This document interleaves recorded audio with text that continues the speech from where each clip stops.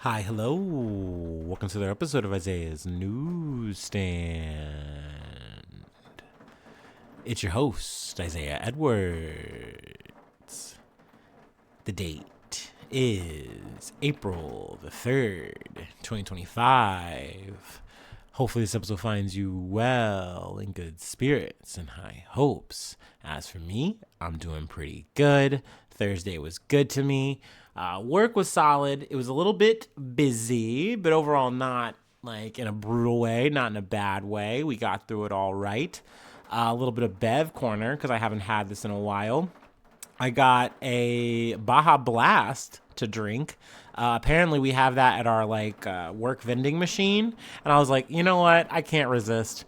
And it was nice. I will say, definitely better from the tap. You know, we love a draft Baja Blast from Taco Bell, but I think just the novelty of being able to drink a Baja Blast at work on the go, however you want, is very nice. I don't know about y'all, but for me and my tier list, Baja Blast is probably number one, though I say that begrudgingly because I want to say that Code Red is my favorite because I think just nostalgically, it was one of my favorite drinks, especially out of this the Mountain Dew line. It was my favorite up until Baja Blast became a thing, and it's just so hard to beat a Baja Blast and insert Taco Bell order here.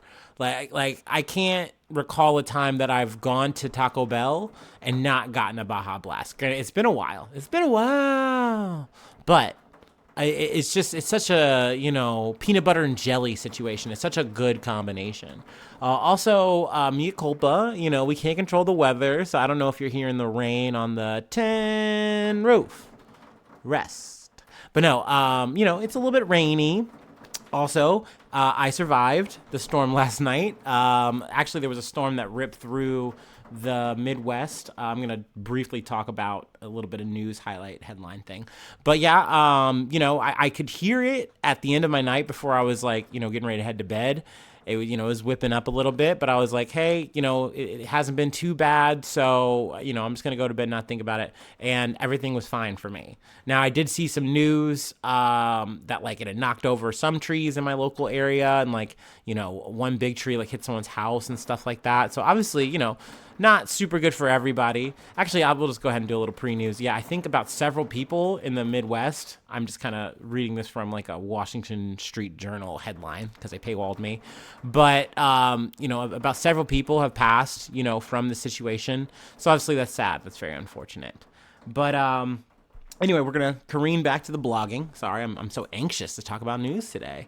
After work, we went to the gym.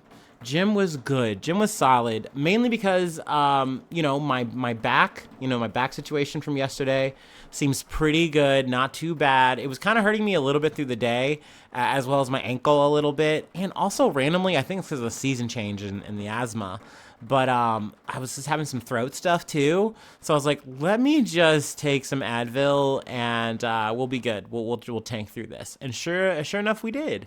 So, that was good. That was solid work. The gym, it was good to me. I did have another run-in with Grug Gramps, but this time I made it very quick just because he was hawking me on a machine that I was on again. And it's and I think I'm the perfect mark for a guy like this because I generally don't do too many sets usually, unless it's on certain machines because I'm going through multiple workout things. So it's okay, my 2 sets are going to be and then another 2 sets on this machine because I can just get the most out of it, right? I don't have to move. But on most machines, I'm very fast, I'm very quick. I feel like I'm pretty efficient. So the idea that this guy is just savagely hawking any one person over any one machine is just annoying, and it's just I'm easy pickings. But that being said, I was on the tail end of my workout before I got to the cardio part. I had my headphones in like I always do. So it's trying to talk to me is not what I want. It's not conducive to me. I'm not a yapper at the gym. I try not to be unless it's very specific certain people.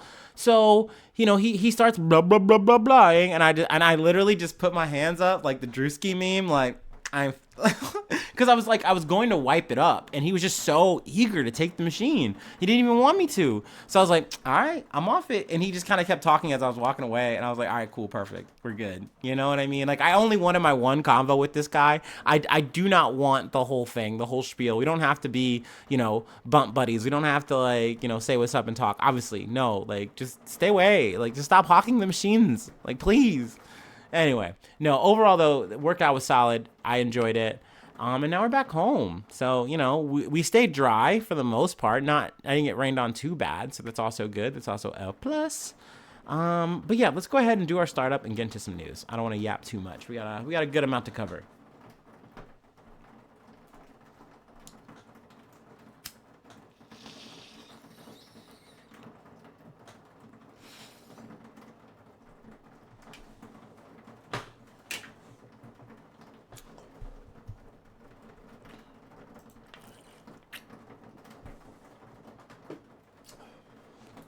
Also, I'm just kind of freewheeling this off the top of my head with Myanmar. Just speaking of storms and stuff like that, natural disasters more so. Just we're still in the wake of the earthquake aftermath. I believe over 3,000 people have been reported as dead. So that's obviously very unfortunate. They did establish a 3-week ceasefire. But there's a little bit of story, a little bit of grain to that, just because of the fact that the rebels had immediately agreed or had, set up a ceasefire saying, hey, yeah, we're going to stop because there's just so much devastation going on. We got to tend to that. There's no way we can, continue on with combat. The Myanmar junta, they said, we don't care. We're not stopping. We're actually going to use this as an advantage. And they kept pressing. They kept doing offenses, even to the point of where the epicenter was. They were near it, just popping off, shooting at people, shooting at Chinese aid. And so I think quickly that hit a wall. And so the military junta, I think it was yesterday, agreed to a 3-week ceasefire, saying, okay, we will also stop fighting. And it's like, man, that's crazy. It took you a few days to kind of come to this conclusion that maybe now is not the time to do that, especially when all these eyes are on you and you even have more, there's just so much attention. It's just crazy how bloodthirsty this military regime is in Myanmar. I know we haven't talked about it too much, but that felt worth mentioning. There's so much news going on, y'all. It's hard to keep up some days, sometimes, especially when we have the vacuum that is Donald Trump, which is, gonna be, I feel like I was trying to kick it off there. I mentioned it was Liberation Day yesterday. This is one of Trump's big quote unquote accomplishments are these tariffs that he is forcing down the whole world's throat right now. So I knew that we had to take some time to talk about it. So yeah, let's go ahead and dive in. One more thing too, since we're already now, we're tiptoeing into the Trumpverse. I mentioned Elon. Essentially, he punted the whole Wisconsin election, and for the Supreme Court, election or whatever. So it seems like he's going to have to take a little bit of the pill in a way. He's getting sidelined a bit. He's still going to be an advisor to Trump. And this is kind of lightly rumored, Trump told his inner cabinet that he is going to be kind of sidelining Elon. He's not going to be running Doge as much. He's going to be focusing on the company, which makes sense because not only is he, losing politically, Elon Musk, he's also losing in terms of fucking money. We've talked about Tesla being so fucking dog shit, being so fucking bad. Well, yeah, it's bleeding out in the numbers. Even though, kind of getting back to the tariff shit, they're one of the few fucking companies that potentially stand to benefit from these tariffs happening because they aren't getting hit as much by them. Now, granted, they are because it's so scattershot and wide that it takes multiple parts from multiple places to make any vehicle. Tesla's not immune to that. So they will get hit as well, but not as bad as, some other automakers, other companies. I believe Stellantis has at least one factory or whatever on hold. They just have, they shut it down. They don't have any other recourse because they can't make money. They aren't seeing an overhead, and there's no way that they can downline that shit to customers because they just simply won't take it. So they're like, yeah, we'll just cut our losses and actually just kind of, I guess, furlough people, So we're already immediately feeling the effects of this shit. We're just already in the vice here. But let's go ahead and let's dig in. Let's have a bite. Let's talk about this trade war shit. From CBS News. Trump's tariffs draw rebukes from world leaders, but many stress hope for negotiations on new trade deals. In a move that could upend American foreign relations across the globe, President Trump announced Wednesday that he is imposing what he calls reciprocal tariffs. I like that they're putting this in quotations because he's saying they're reciprocal, but it's like, dude, no one has increased tariffs on you. But essentially, he's saying that we are already at a disadvantage. We are already at a deficit with so many countries, and it's so unfair that is why I'm doing it. That is why we are doing these tariffs. They are reciprocal tariffs, actually. I'm not initiating anything, even though he is. Starting from April 5th, imports to the U.S. will be subject to a baseline tariff of 10%.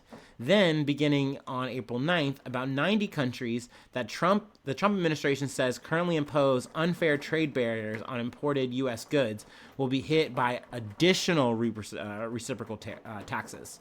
It's also added, too, that the Trump administration has said that if you do any reciprocal tariffs to our reciprocal tariffs, we will do bigger tariffs to you. So essentially, it's just a threat of more and more escalation, which is not good. It's essentially a situation where Trump is putting the fire under everybody, and if you try to fight back, then he'll crank the fire up even harder. So that's already off-putting and scary and unsettling because we've talked about tariffs on and off. You know, whether you can consider yourself an economist or not or whatever. Obviously, I fucking don't.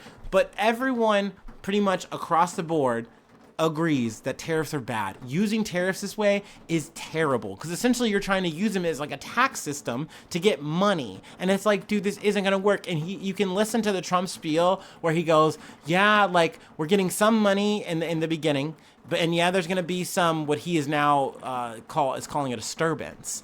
But it's like, we're going to get it back in the long run. Don't you understand? Because then companies are going to come here and they're going to build here. And once they start building here, and now it's like a domestic thing, then guess what? We're all making money. I made jobs for you. We made money along the way. This is all good. But what if it doesn't work out like that? What if these countries actually, form together and they actually go against us in a coalition type situation? What if, and this is the most common theory that I have, speculation that I have, is that they're going to do the thing that anytime these tariffs get, brought up, just like a sanction or anything like that, they're going to wiggle around and find other ways to do business. And sure, they will still get hurt, but it beats having to go and do the kind of, I don't want to say it's impossible, but it's economically not viable for you to say, oh, we're going to spend so much time, so many resources to build in America.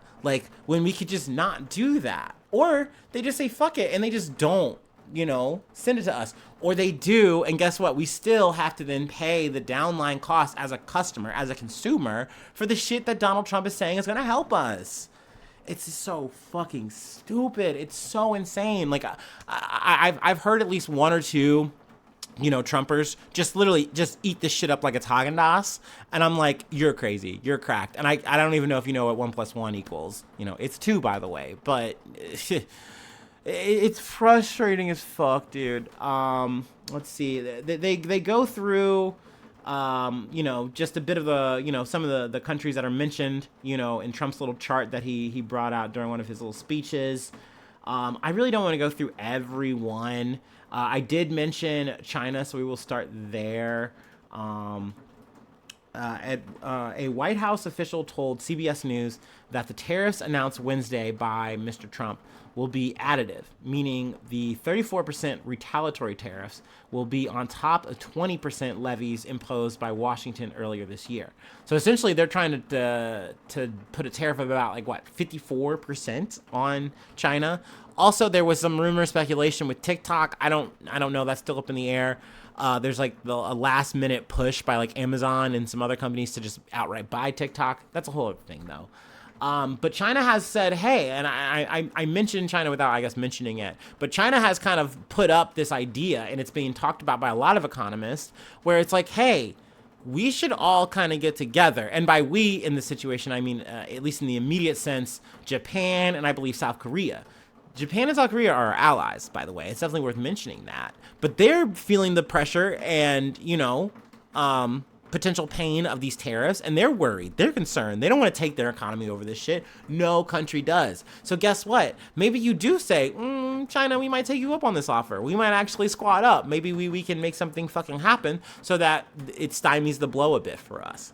And I think my big, long speculation here is that China is the one that comes out the most on top right now, especially from either, from the immediate moment of just the buffoonery that is this Trump administration, but for what they have planned for the next fucking 4 years. I think at the end of the day, yes, trade as we know it internationally is just going to be so different now. And I think we are putting the fast forward button on just world events that is going to make it so it's like, well, obviously motherfuckers do want to do this whole free trade bullshit. So who are they going to go to? They're going to go to the quote unquote number 2, which is China in this situation. And they're going to be doing deals with them, which China is going to be happy to do. Because guess what? They want to make fucking money. It's crazy how that talks and bullshit walks. But I mean, hey, Trump's got this whole populism thing. He's trying to fucking, say he's doing a thing that's going to benefit us as people, as Americans, making America wealthy again. Like, okay, buddy, we'll see how this fucking goes, even though everyone is screaming at you, please don't boil us alive, sir, please. Like, this is one of those situations, too, where even, like, the rich understand this. And, like, yes, they are going to have to pay as well, and that sucks, but they're going to be fine. But they know that they stand to lose money. But now imagine you're someone like myself, or hell, I'm sure you're making more money than moi, but like you are still now even more worried about your fucking groceries. Let's say you have any kind of car problems or anything like that. Let's say you need to go to a new car right now. Imagine having to pay upwards of like $3,000 plus more dollars because of this decision by this administration, just so they could get points, quote unquote, with you. Like, this is crazy ego trip shit, and it's insane that, like, it's just going to keep going on and potentially getting worse. And meanwhile, the whole time, people think that this guy is a great negotiator, great businessman. It's so fucking yuck-coated. I mean, there's more mentions of other countries and stuff. I guess it's worth noting, like, countries like the UK, they kind of are laying down. Keir Starmer is just like, kind of like, it's going to be okay. We're going to talk to Daddy. We're going to talk to Daddy Donald, and it's going to be fine. And it's like, I don't know, bud, maybe, but you're definitely probably going to eat these tariffs. Like, I know you think he's going to work something out with you, but maybe fucking not, and you are going to have to eat it as is, and that's still not a good meal for you. That's no bangers and mash, bruv. The EU talking a little tougher, but they're doing a wait-and-see thing, so we'll see. And that covers a lot of countries just with that. It's definitely worth noting that, like, there's situations with, like, South Africa where it's completely lopsided in terms of, like, where are you getting this number? Like, it's not proportional at all, but they're like, we want to do it. We're going to do it.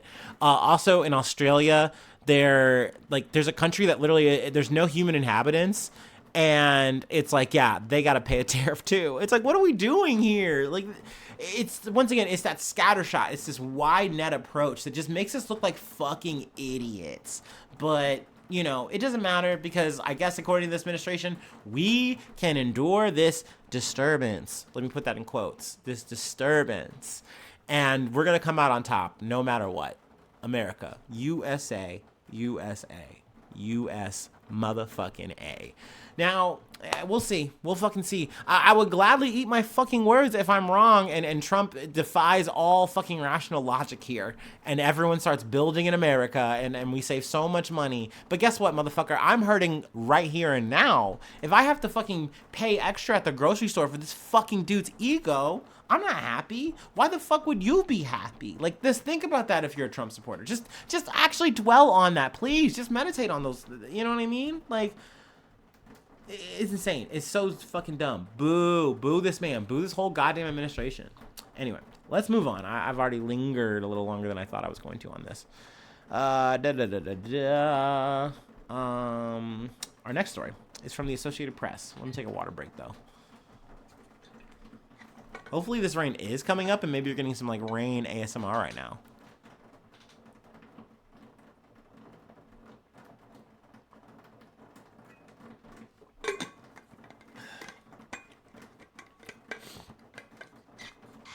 Also, have to add, I will take the rain over the trampling footsteps of my neighbors, or the loud random music. Man, I yearn for a studio. But anyway, anywho, mass layoffs are underway at the nation's public health agencies. Employees across the massive U.S. Health and Human Services Department received notices Tuesday that their jobs were being eliminated, part of a sweeping overhaul designed to vastly shrink the agencies responsible for protecting and promoting Americans' health.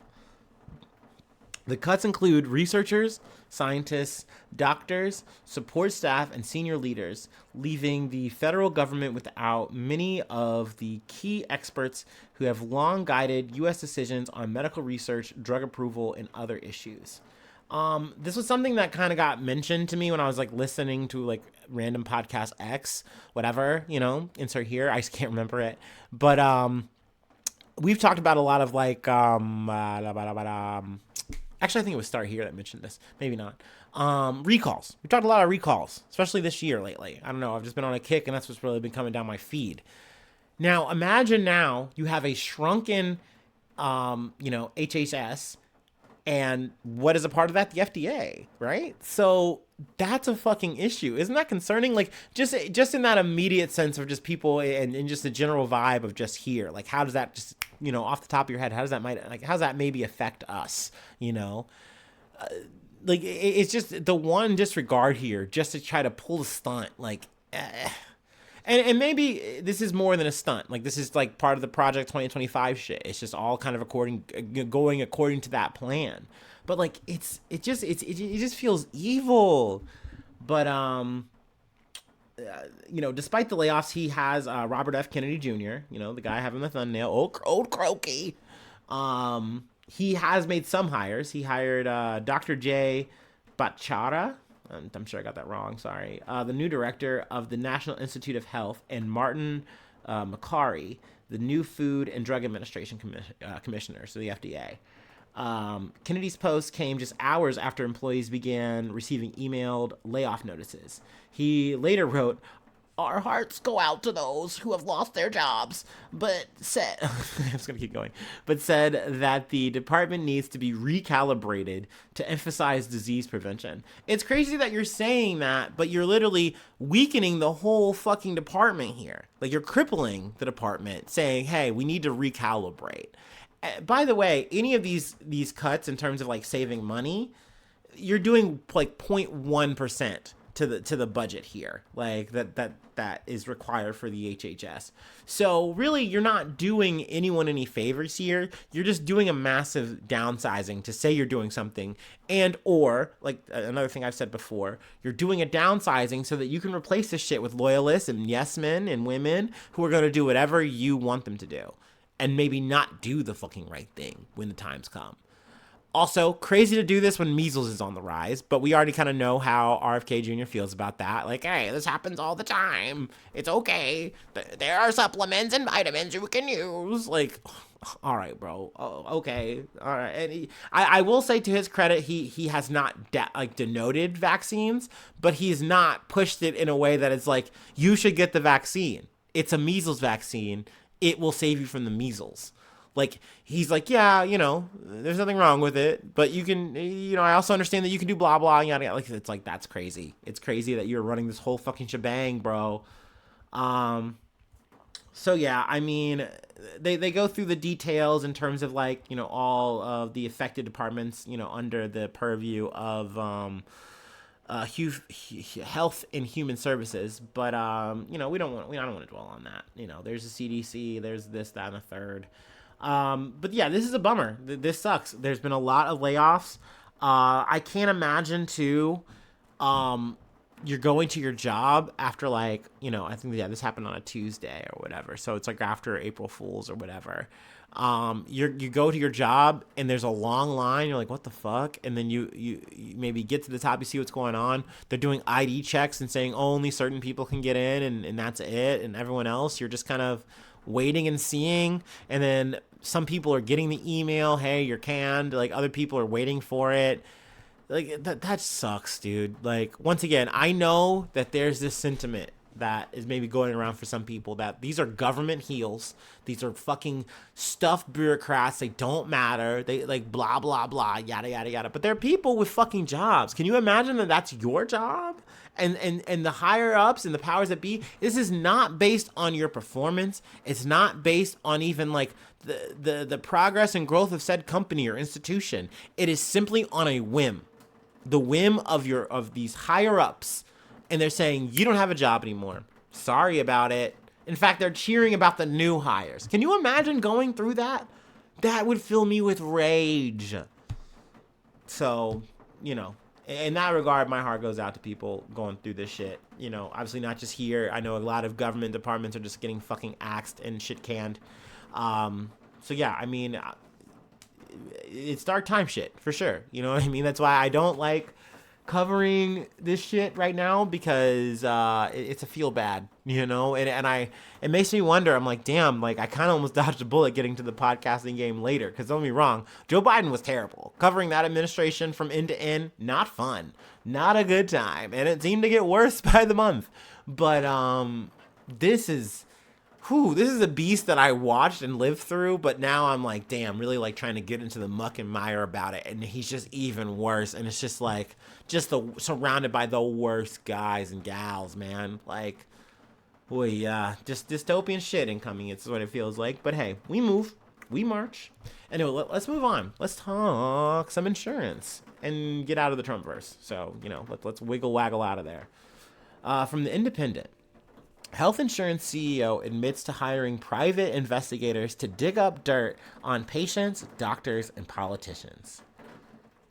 The CEO of a Texas health insurance company was fired after admitting before a DOJ panel of state lawmakers that he hired private investigators to spy on customers and obtain sensitive details about their lives. Mark Sanders was dismissed from his duties as chief executive of Austin-based Superior Health Plan after he testified before the Texas Health Delivery of Government Efficiency Committee in a hearing on Medicaid procurement last week. Sanders acknowledged Wednesday that private investigators were hired to surveil and glean background information on state lawmakers, journalists, healthcare providers, and patients.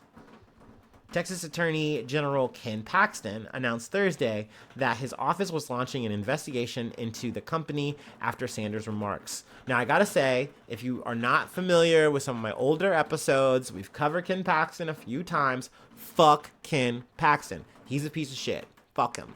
Anyway, yeah, tomatoes for him. Tomato town. That being said, this is just one of those times and weeks where I just align myself sometimes with the worst people, right? And it's like, good. At least he's doing his job for a change.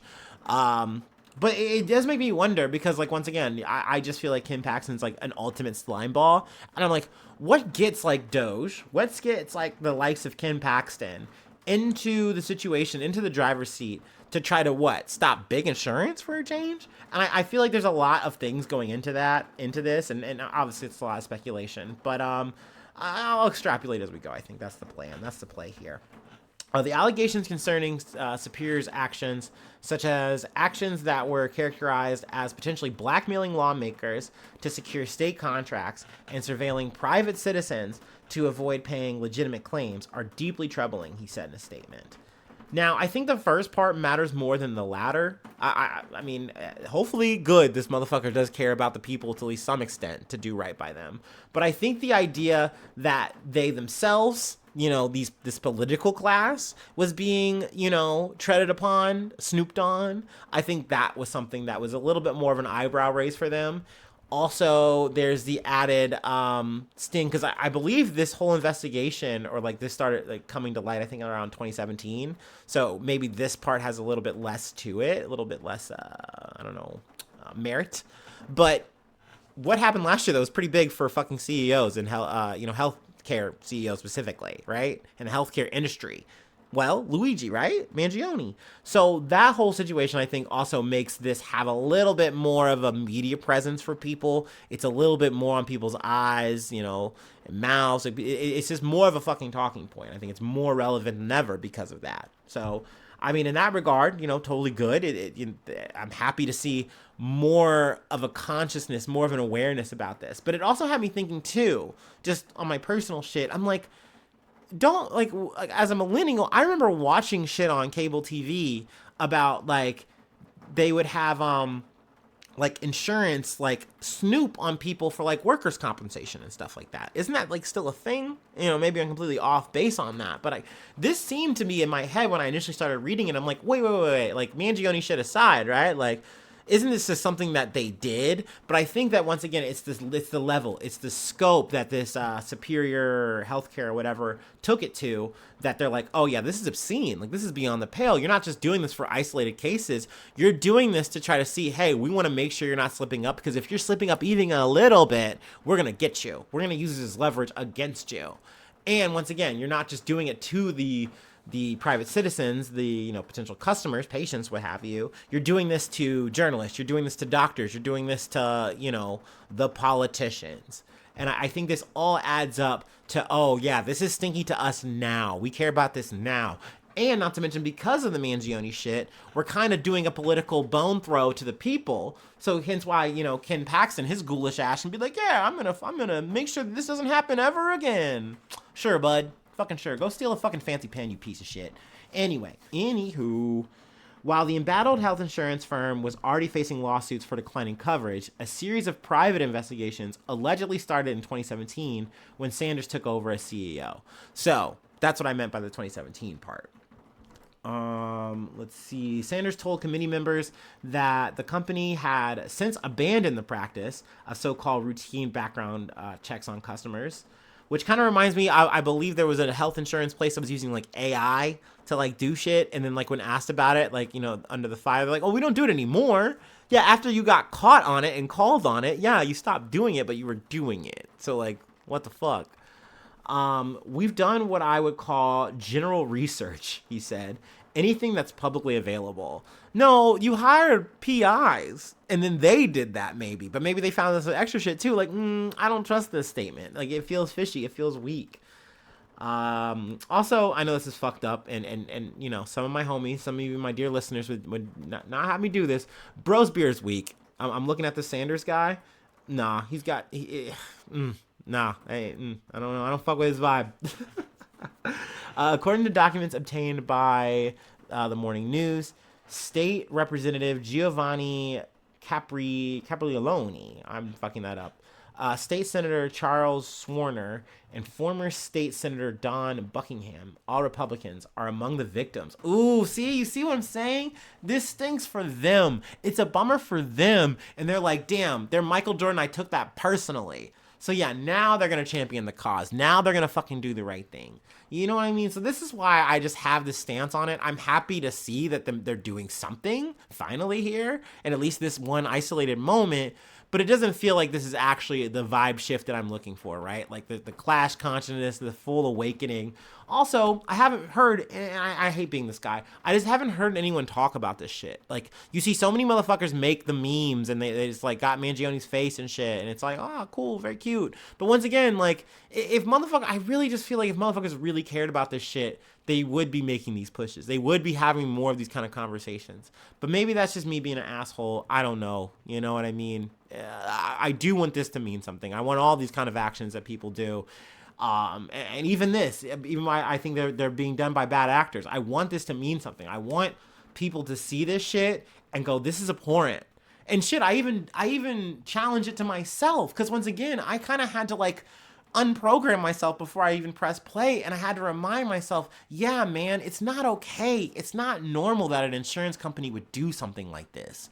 Yes, you could eat an explanation from an expert or someone in this field, but that doesn't make it okay. It should intrinsically make you queasy to hear that they do this, that they are doing baby surveillance state on you, and they can do it. They can afford it, so why not do it? Like, it's, it should make you want to crawl out of your skin and do something, right? So it's a charge to myself. That's why I wanted to talk about this shit, right? So yeah, it's out there now, and I hope that more and more people do talk about this shit. And I mean, not this specifically. I don't give a fuck. But like, Universal healthcare is something that can be fucking done. By the way, I know we're careening off into the weeds before I close this out on our last story, but like, it's not an impossible hurdle. You can bring in some economists, you can bring in some ideology, motherfuckers, whatever, and they could tell you 1,000 ways to Sunday and write so many books on how it's not, but it is. It just fucking is. Other countries are doing it. So many other countries are fucking doing it. And even though they want to kind of, I've seen them want to try to deviate because they want to be money hungry, grubby, fucking, swagged out American style motherfuckers. At the end of the day, it is the better model because it's better for you as an individual. Right? It's better for everyone, top to fucking bottom. You pay into something and everyone gets something out of it. Like, all these greedy ass fucking healthcare providers, they don't get their maximum fucking profit payout. Who gives a shit? Why would we give a shit about that, right? Like, you should give a fuck about yourself and the person to the left and right of you. So, like, once again, I mean, I would love to hear some grand argument about how, like, universal healthcare is bad, but you can stuff it up your fucking ass. Like, I don't really want to hear it, dude. Save it, once again, for your book. No thanks. You should want to have healthcare that covers you all the way, that you should want to not be bankrupt from a fucking minor ass fucking inconvenience or even a major one. Because in America, that's a fucking thing. You break your ankle, that could be the end of the road for you, dude. Like, it could cost you your fucking livelihood. And people can think I'm being fucking dramatic, but I'm not. And I think deep down, everybody knows that they are one fucking calamity from being buried in this country. It doesn't matter whether you're rich, you're poor, and I love it, but like, cause like everyone thinks, well, actually I'm fine. I'm like a middle class guy. I'm like even upper middle. No, you're poor. You are not rich. You cannot tank the shit unless you have infinite fucking money, cause that's how it works in America. And you're deluding yourself if you think it's otherwise. Sorry. Anyway, I'm done talking about Trump. I'm done talking about American healthcare. Let's go ahead and take it to Haiti, which I'm not ending on a good note. Sadly, this is bad news. It's bad news bears. So it goes. But what's good? The last break. So let's go ahead and take our last break. Let's wind down. It seems like the rain has kind of subsided. So, let's go ahead and chill out and close it out. Sorry, I know I got a little worked up on this one, but, sometimes it just flows through me. What can I say?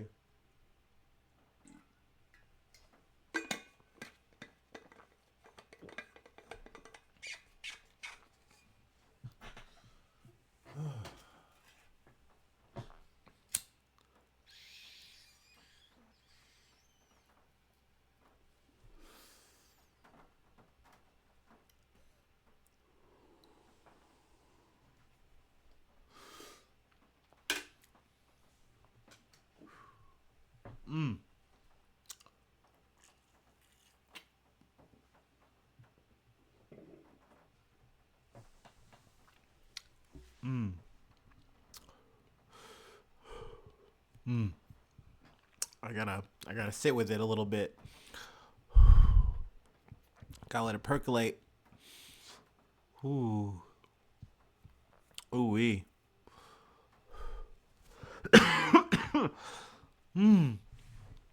Excuse-moi, my dear listeners. I'm sure I said that wrong. I'm sure I always say that wrong. I say a lot of things wrong. Anyway, from the BBC. Haiti gangs storm town and release 500 inmates from jail. Ooh. Okay.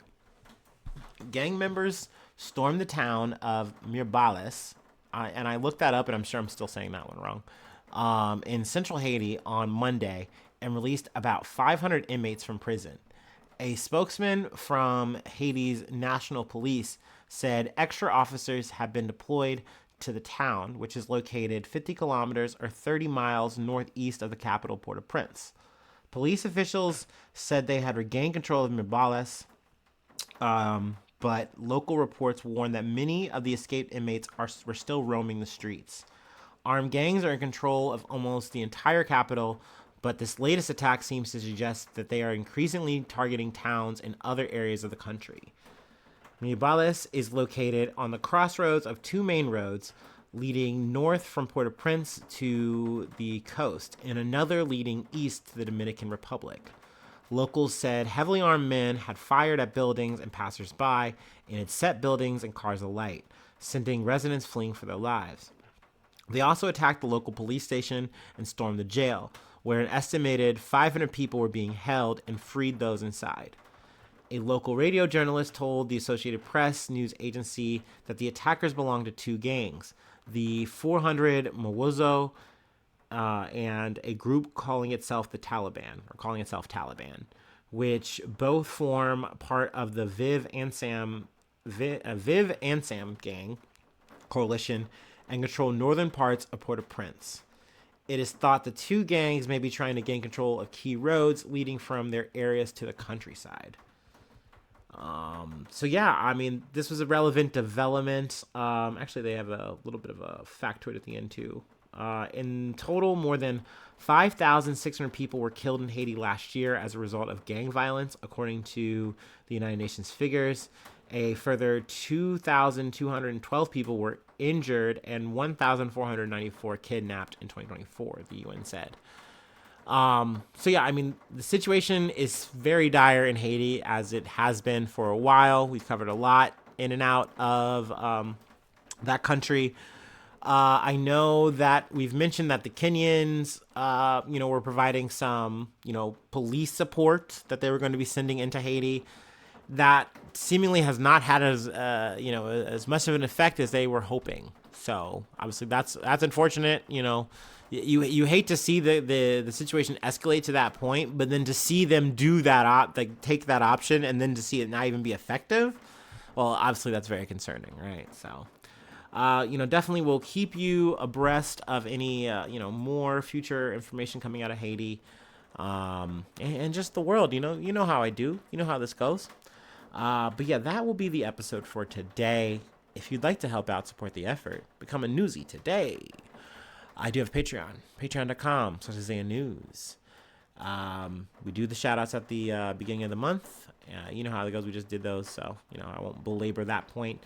Free ways to hit me up, IsaiahNews1@gmail.com. Feel free to follow me or the podcast on any of the socials. Subscribe to the YouTube. Follow on the TikTok, the Tiki-Taki. Follow on Spotify, follow on Apple Podcasts, any of the platforms that you're listening on. That works. Leave a cool comment. Sharing is caring. Like the episodes. I say that. Likes and comments, all the things that you do. And I thank you so much for those who do that. I really do. Hearts. But yeah, thanks so much for tuning in. Thanks so much for being a friend. And hopefully I see you soon for some more good news. I love ya. Bye-bye. Mwah.